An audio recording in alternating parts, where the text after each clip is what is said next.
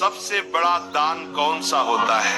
ये प्रश्न जितना सरल लगता है उतना ही गहरा है और इसे लेकर सदियों से साधु महात्माओं, राजाओं और साधकों के मन में जिज्ञासाएं उठती रही हैं। लेकिन इस प्रश्न का वास्तविक उत्तर तभी मिलता है जब मनुष्य इसे किसी उपदेश की तरह नहीं बल्कि अपने अनुभव की यात्रा के रूप में जीता है। इसी प्रश्न के कारण हमारी कहानी शुरू होती है।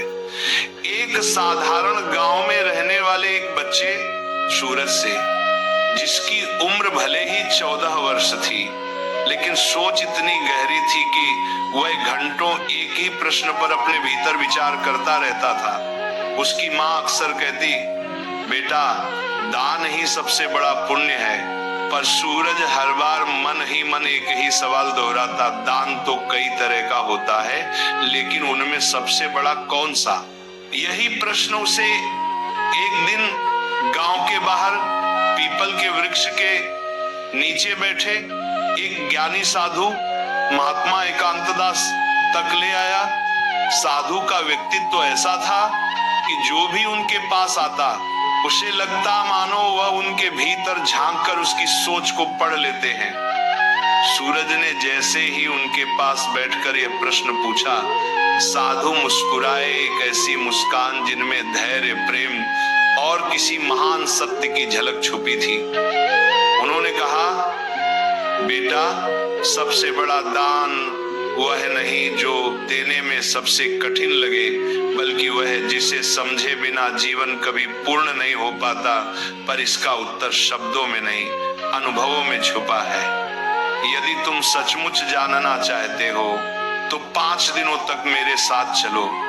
हर दिन मैं तुम्हें एक नया दृश्य दिखाऊंगा और 5वें दिन तुम स्वयं जान लोगे कि सबसे बड़ा दान कौन सा है। सूरज के भीतर गूंज उठे उत्सुकता के स्वर। क्या यह ज्ञान भोजन दान से बड़ा है? क्या यह वस्त्र दान से बड़ा है? क्या यह सेवा से बड़ा है? या क्या यह धन दान से भी श्रेष्ठ है? लेकिन साधु ने कुछ और ही संकेत दिया था, ऐसा कुछ जो आज दुर्लभ है और जिसके बिना मानवता अधूरी है। अगले दिन सुबह सुबह सूरज साधु से मिलने पहुंचा।